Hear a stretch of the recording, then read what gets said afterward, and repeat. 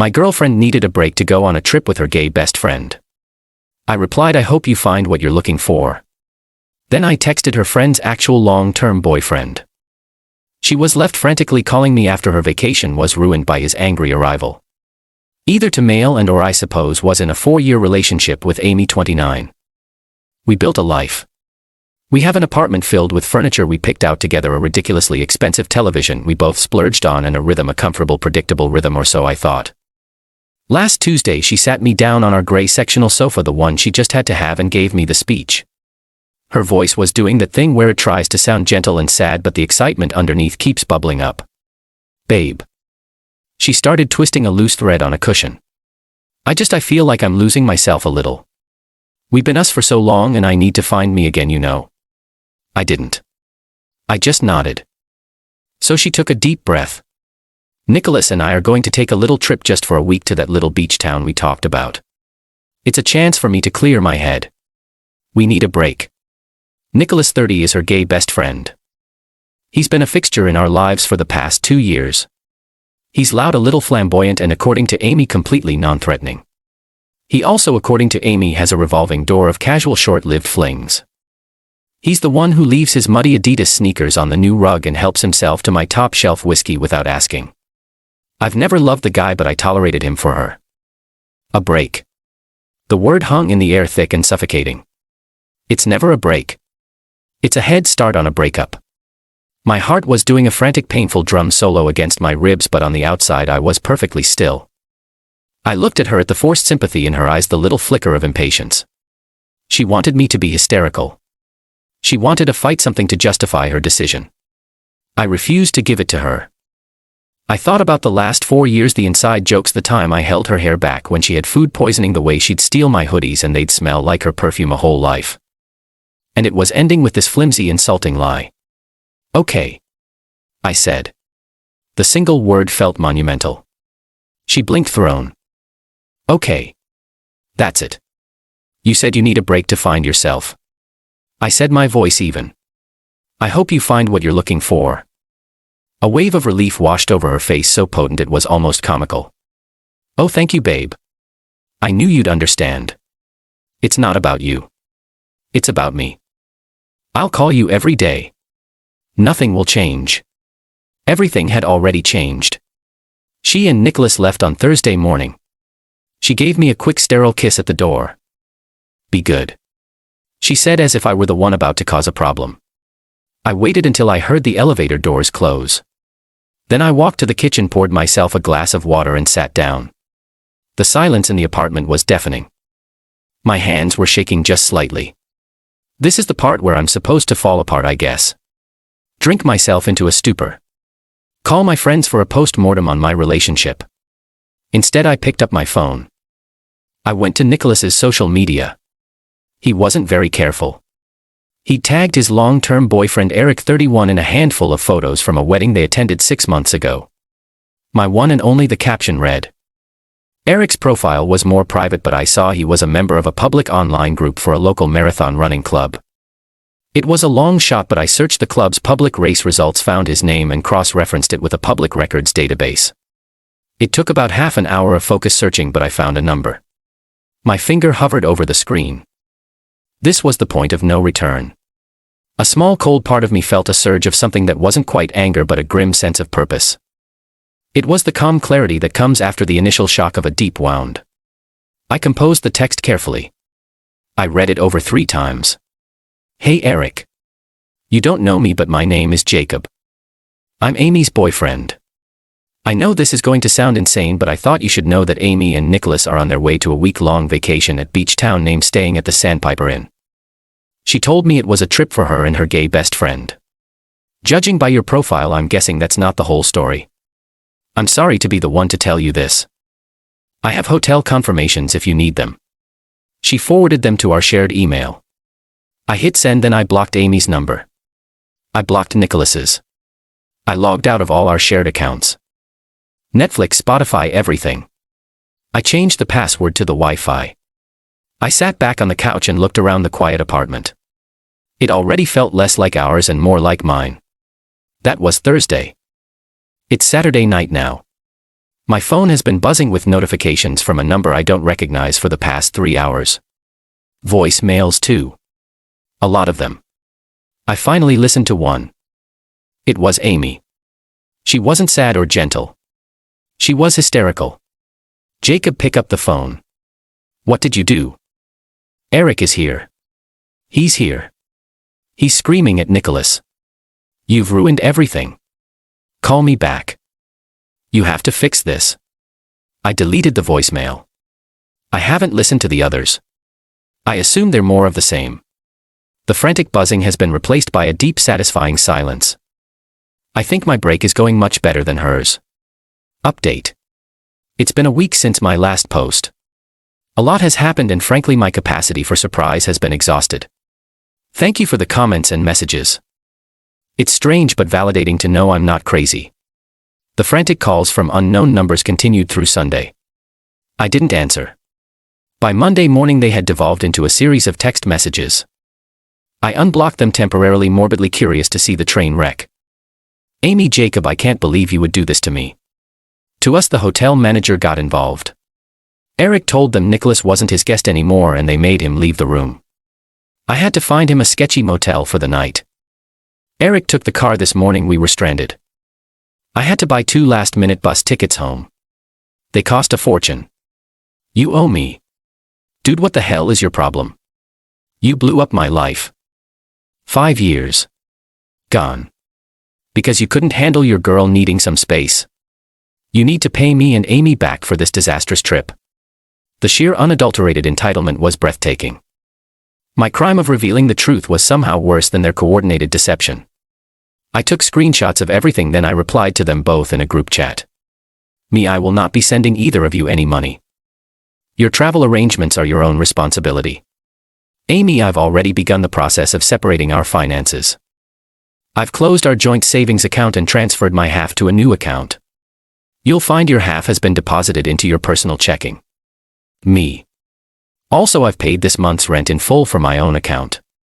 Your half is $1,100. I'll need that plus your share of the utilities by the end of the week. The response was instantaneous and furious. They accused me of theft, of being a monster. I didn't reply.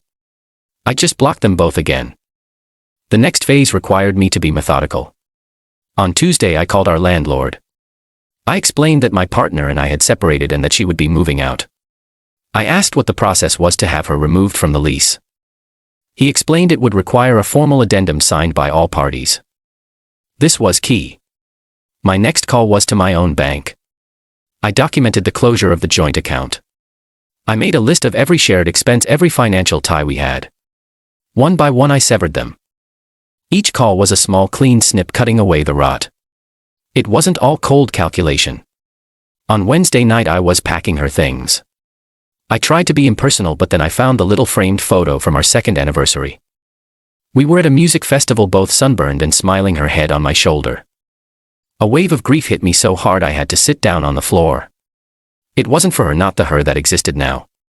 It was for the woman I thought she was. I let myself feel it for about 10 minutes, then I put the frame in the box face down and kept working. They came back on Thursday. I heard the key in the lock.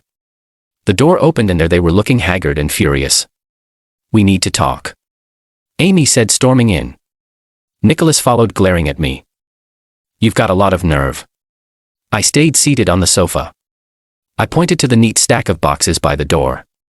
All your things are there, I said to Amy. I tried to be careful. She stared at the boxes, her face a mask of disbelief. You packed my stuff. You're kicking me out. You left. I corrected her. Now I'm moving on. You can't stay here. You can't do that. She shrieked. I'm on the lease. I have rights. You're right. You are.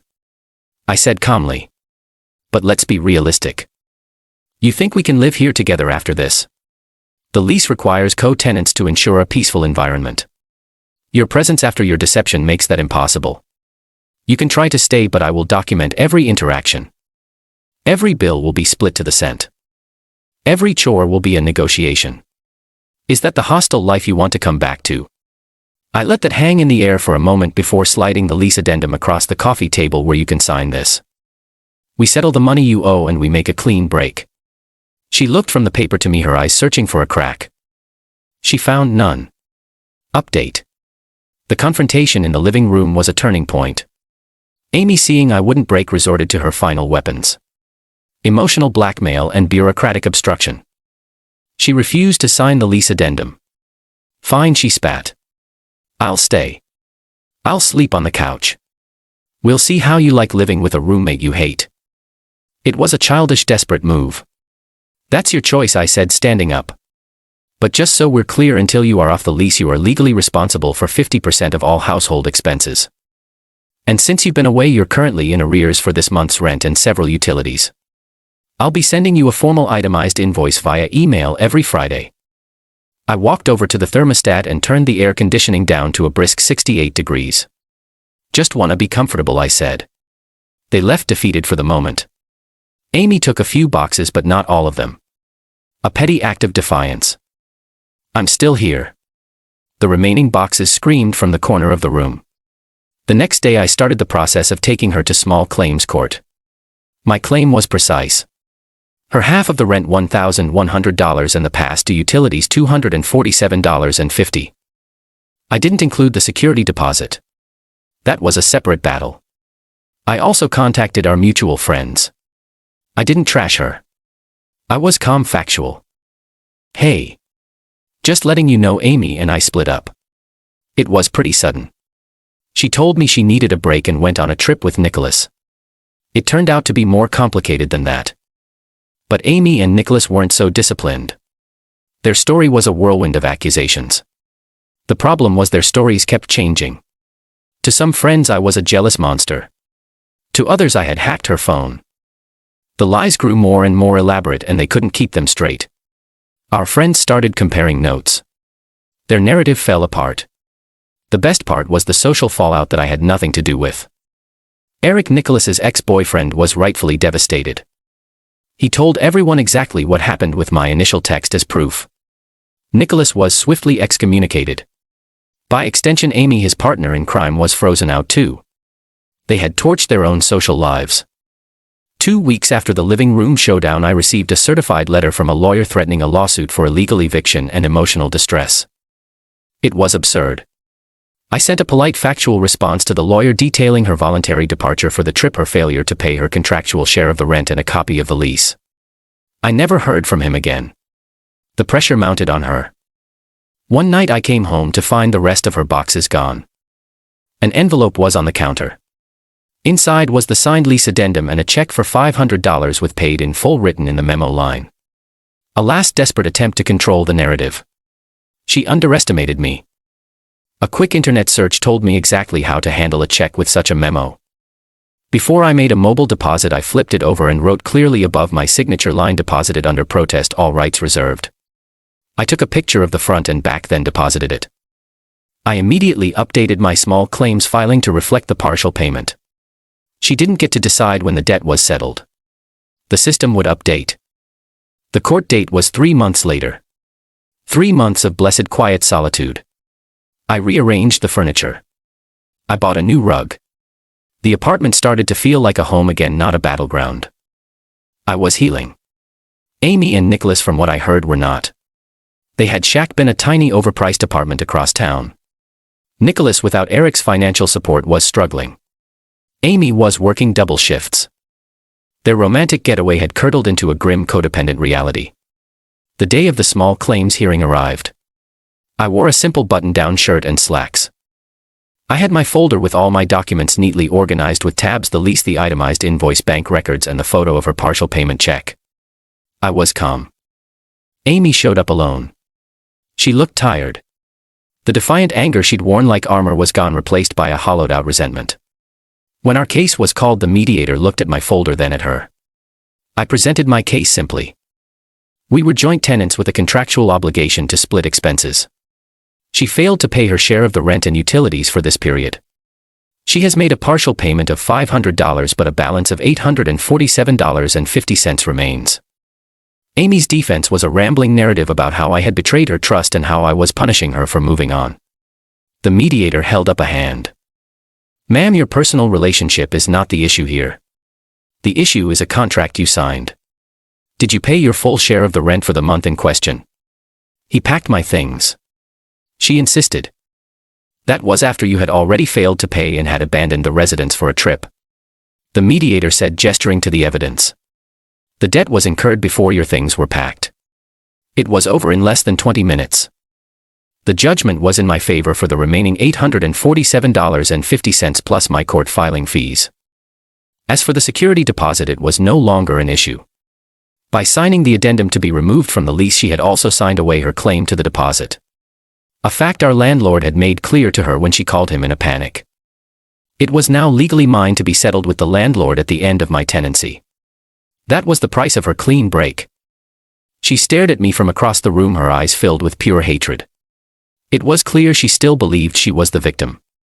In her story, she would always be the one who was wronged. I walked out of the courthouse and didn't look back. I got the first wage garnishment payment 6 weeks later. It was a small amount, but it was a start. It's been almost a year now. The apartment is fully mine, a space of peace. The money doesn't matter anymore, but the closure does. My revenge wasn't a fiery explosion. It was quiet, bureaucratic, and inescapable. I didn't have to scream or scheme. I just had to become organized and let their own actions create the consequences. I just used the system as it was designed. She wanted a break. She wanted to find herself. I hope she did. I hope she found the person who lies to people who love them, who shirks responsibility, and who believes they are entitled to a life free of consequences.